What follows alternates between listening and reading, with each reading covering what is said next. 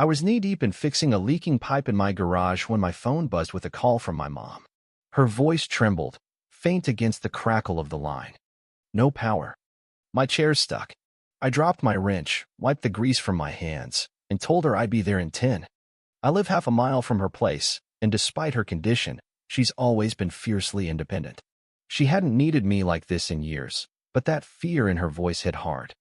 Mom lives in a quiet cul-de-sac managed by the Willow Lane Homeowners Association. I've clashed with them before, mostly with their president, Marjorie Klein. She's mid-40s, always draped in a pastel blazer like it's a badge of authority, acting like she runs a private kingdom. When I pulled up to Mom's, the silence was eerie. No hum of the AC, no porch light flicker, no street lamps. Her house was the only one dark, while every other home glowed. Inside, I found her stranded in her electric wheelchair, halfway between the hall and kitchen, battery dead. I called the power company, she rasped. They said the HOA ordered a disconnect. Something about a code violation. That set my blood boiling. I'm Ethan Caldwell, a contractor with a small but steady business. I know building codes like my own name, and Mom's house was spotless. She wouldn't swap a light bulb without city approval. I moved her to the couch, draped a blanket over her, and headed out. It was just past 7, and the HOA's office trailer at the streets end still had lights on. I didn't knock, just pushed the door open. Marjorie sat there, sipping tea, calm as a snake. "You cut power to a disabled woman's home," I growled. She blinked, smug. "Mr. Caldwell, your mother's unapproved ramp extension crossed onto HOA land. We sent a violation notice last month. That ramp's on her property. I built it myself, measured every inch. Your measurements are off," she said, hands clasped. She had 30 days to fix it. She didn't. So we acted per the Willow Charter. "You abused it," I shot back. Her tight smile didn't waver. "We followed procedure." I stormed out before I said something I'd regret, but I wasn't done. Back at Mom's, I hooked up a generator so she could rest, then got to work. I pulled every HOA record from the county. I knew what to look for: easements, zoning quirks, loopholes. And I found it. Willow Lane wasn't public, it was privately maintained. But the HOA never registered it as common property. Legally, it was up for grabs. I called in a favor from my friend Lucas, a title attorney I'd helped with a home remodel. By the next day, I'd filed a purchase agreement with the county. I bought the street pavement, sidewalks, signs, all of it. Marjorie didn't know yet, but I wasn't just going to rub it in. I wanted justice. I put up signs at both ends of Willow Lane, private property. No trespassing without owner's permission. Then I served the HOA with notices. They had 72 hours to vacate their trailer, remove their signs, and stop all enforcement. I handed the notice to Marjorie myself. Her face soured like she'd bitten a lemon. "This is absurd," she snapped. "You can't do this." "I already did. You don't get to cut power to a disabled woman and think no one notices." She flushed, but had no comeback. 3 days later, I rolled up with a tow truck and a locksmith. Marjorie and her allies were still in the trailer, refusing to budge. "Last warning," I said. "You're trespassing." "You're bluffing," she hissed. "This is community land." I held up the deed, county stamped. "You're on my property now." She tried to slam the door, but the tow truck was already chaining the trailer.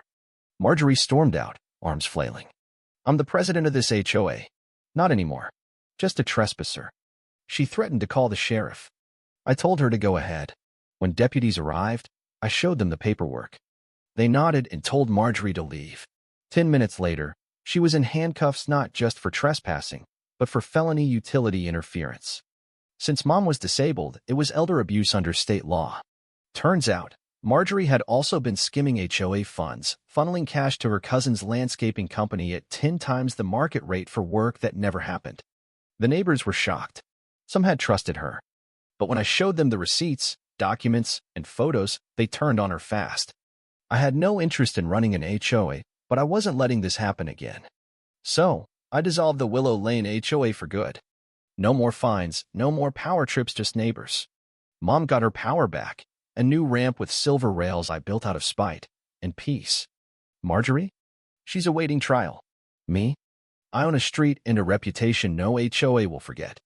The next morning, I stood at the cul-de-sac's edge, sipping coffee from a dented thermos, watching workers yank out the last Willow Lane signs. The poles were deep, meant to feel permanent. Now they were scrap on the grass. A few neighbors watched from lawn chairs, like it was a holiday. Most kept their distance, unsure of me. A guy in a faded tank top approached, grease under his nails despite the early hour. "You the one who bought the road?" "Ethan Caldwell," I said, offering a handshake. "Frank. Been here 20 years. Thought I'd die before that woman got hers." His grip was iron. "Thanks for following through." He mentioned a meeting at his garage that night to talk next steps and invited me.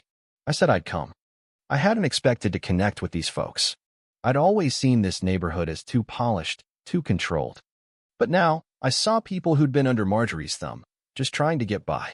That afternoon, the trailer was gone, Leah VYing a dusty concrete slab. I had a guy coming to resurface it, maybe add a bench and a tree, something useful. At Frank's that evening, I found 8 neighbors in a garage with folding chairs, a cooler, and a whiteboard propped on tires. I recognized a few: Mr. Larson, a widower always in suspenders, and Carla, who ran a bakery from her kitchen. Frank handed me a soda and kicked things off.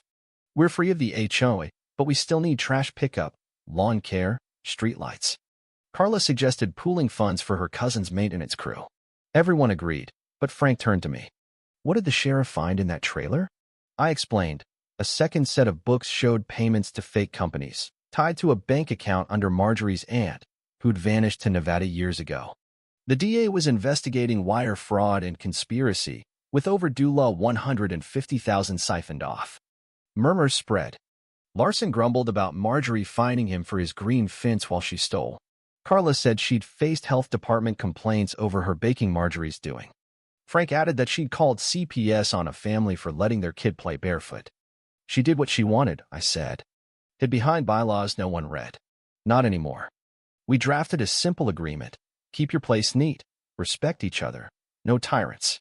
A voluntary fund would cover basics. No board, no titles." I left feeling lighter. These strangers were becoming allies. The next day, Detective Harper from the fraud unit called. They'd found documents on Marjorie's laptop showing she planned to sell community land to a developer, Glenmore Properties, without a vote. Forged signatures and a shady planning department contact had greenlit 3-story rentals. She was turning this into a rental block, Harper said. Would have tanked property values and pushed folks out. The scam wasn't just local. Glenmore was tied to fake contracts in 2 other HOAs. The state fraud unit was digging deeper. Back on Willow Lane, the street felt alive: kids on bikes, flower baskets on old signposts. Mom sat on her porch, reading, looking relaxed for the first time in years. Then came a letter from Ellen, a woman in the next town. Her HOA was pulling similar stunts. "Any advice?" she wrote. I smiled. This wasn't just about Willow Lane anymore. Soon, more letters arrived taped to my door, slipped under my windshield. People from nearby communities shared stories of liens, fines, and untouchable boards. I didn't want to be a crusader, but I couldn't ignore it. Detective Harper called again. They'd arrested a Glenmore middleman, Victor Reese, a fake contractor with a revoked license. He'd funneled due law $600,000 through shell companies across 3 counties. "How far does this go?" I asked. "We're still digging," she said.